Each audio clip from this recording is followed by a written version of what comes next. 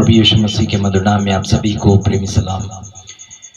परमेश्वर का धन्यवाद करते हैं कि आज उसने जीवित और जीवितों की पृथ्वी पर रखा है और हमेशा वो रखता चला जाएगा।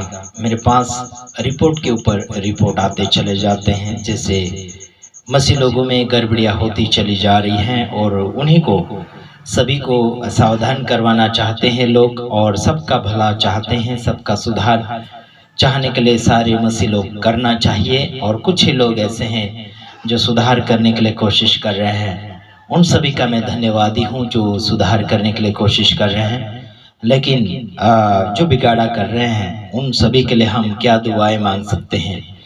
मेरे भाइयों बहनों, आपका जो शिकायत है मेरे पास पहुँच रहे हैं, तो आपको सबको सावधान हो जाना चाहिए।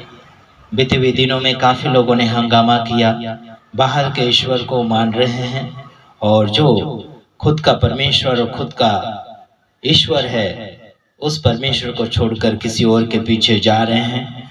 तो मैं आपको कहना चाहता हूं कि परमेश्वर ने खुद कहा मूसा के द्वारा, यानी कि मूसा को भी आज्ञा दी गई थी कि मुझे छोड़कर दूसरे को ईश्वर करके नहीं मानना, ऐसा भी कहा गया था। और नए नियम के अंदर भी मूर्ति पूजा करना गुनाह है, यानी कि पाप है, ये कहा गया है। लेकिन जो संसार में है उससे बढ़कर आपके अंदर है। संसार में शैतान है, संसार में मोह माया है, संसार में बहुत कुछ है, मूर्तियां है और अलग अलग प्रकार के ईश्वर बन बैठे हैं जो लोगों ने अपनी मर्जी से खड़ा किया है। आपको बताना चाहता हूँ, पहला यूहन्ना उसका 4 अध्याय उसका 4 वचन में हम कुछ देखने के लिए कोशिश करेंगे और आप सभी को सावधान हो जाना चाहिए। तो आइए हम देखना चाहेंगे और आप सभी को हम आगे की ओर ले जाना चाहते हैं। और कभी भी आपका हमने बुरा नहीं सोचा और ऐसा होगा भी नहीं। हम डांटते हैं जरूर, लेकिन सही मार्गदर्शन में लाने के लिए कोशिश कर रहे हैं। तो आइए देखते हैं पहला यूहन्ना उसका 4 अध्याय उसका 4 वचन में देखते हैं। यहाँ लिखा है, हे बालकों, तुम परमेश्वर के हो और तुमने उन पर जय पाई है, क्योंकि जो तुम में है वह उससे जो संसार में है बड़ा है। क्या मेरे भाइयों बहनों, आपने विजेता पाई है। संसार के हर अपराधों से अपने विजेता पाई है, पाप से अपने आज़ादी पाई है। हाँ जी, और आप और मैं परमेश्वर के हैं। किसके हैं? आप और मैं परमेश्वर के हैं। और जो संसार में है उससे बढ़कर आपके अंदर है वो है यीशु मसीह। यीशु मसीह के सच्चाई, यीशु मसीह जीवित परमेश्वर आपके अंदर है। और उस परमेश्वर को आप और मैं कैसे भूल सकते हैं। आज संसार भर में जो लोग अंधे हैं, जिन लोगों को सच्चाई पता नहीं है, जिन लोगों को सही मार्गदर्शन में कैसे चलना चाहिए वो भी मालूम नहीं है, तो आपको कैसे बता पाएंगे। जहाँ वहाँ कूद रहे हैं, नाच रहे हैं, मिट्टी के मूर्तियों के सामने खुदाकादी कर रहे हैं और उनको मालूम नहीं है कि क्या वो कर रहे हैं। उनको इतना अंदाजा है कि हम ईश्वर की भक्ति कर रहे हैं, ईश्वर की आराधना कर रहे हैं, बस उनको यही लग रहा है। मसीह समाज में भी ऐसा ही हो रहा है।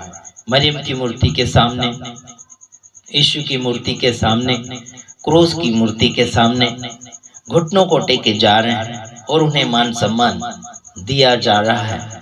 आपको यही बातें समझाने के लिए हम कोशिश कर रहे हैं। जब प्रभु यीशु मसीह सबसे बढ़कर आपके अंदर जीवित परमेश्वर है, तो आपको निर्जीव और नहीं बोलने वाली चीजों के पीछे आपको जाने की आवश्यकता नहीं है। समझ में आ रहा कि नहीं आ रहा? संसार की कोई भी चीजों से ईश्वर को आप उत्पन्न नहीं कर सकते, और जो उत्पन्न करने के लिए कोशिश कर रहे हैं, लकड़ी की, मिट्टी की, पत्थर की, प्लास्टिक की और कोई ऐसी चीजों की बनाने के लिए कोशिश कर रहे हैं, ये सब परमेश्वर से भटके हुए हैं और परमेश्वर की आज्ञाओं से, परमेश्वर के हुक्म से अलग जाकर जिंदगी को जी रहे हैं। संसार के साथ बाइबल का समझौता आप नहीं कर सकते। कई लोगों ने कहा कि कोई बात नहीं, लोगों को समझाने के लिए ये कर लो वो कर लो। ये करने से आपकी जिंदगी संसार से मिलती चली जाती है, संसार के साथ आप मिलते चले जाते हैं, संसार के साथ जिंदगी मिलाते चले जा रहे हो।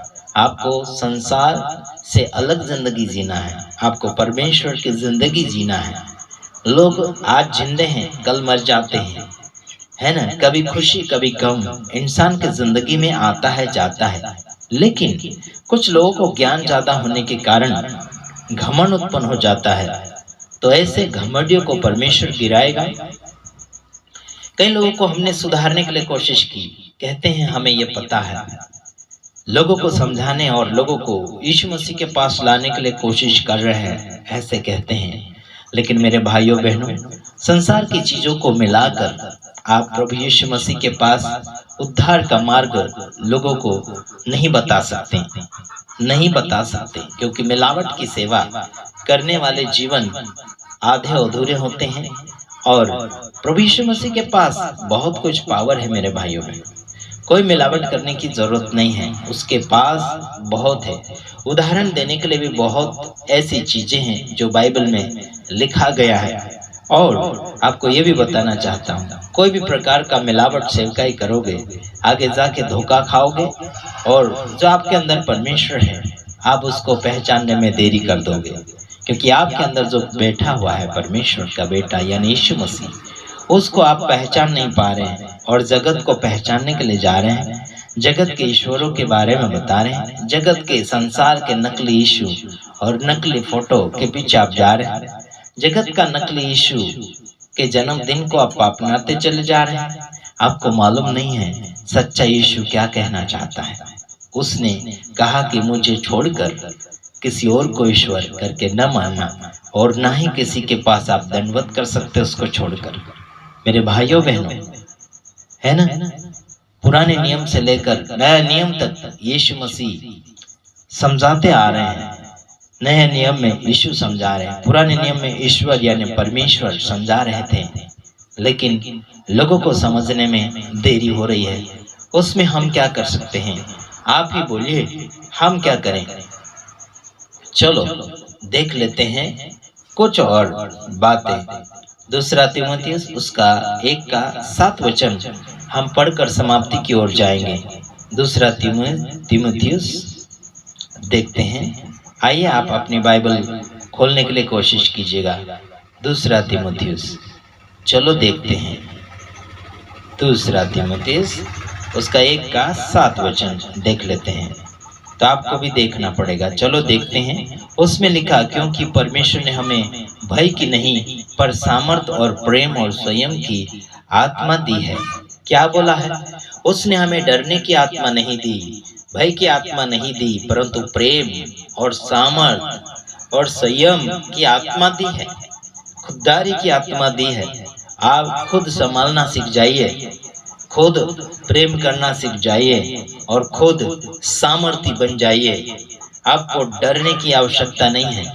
जो आधा अधूरा होता है, जो गलत भावनाओं के साथ जी रहा है, उनको डरने की आवश्यकता है, उनको सुधरने की आवश्यकता है। लेकिन जो सामर्थ की आत्मा के साथ जीवन को जी रहा है, वो डरता नहीं चाहे कुछ भी हो जाए, बल्कि डरने की आवश्यकता उसे नहीं पड़ती है।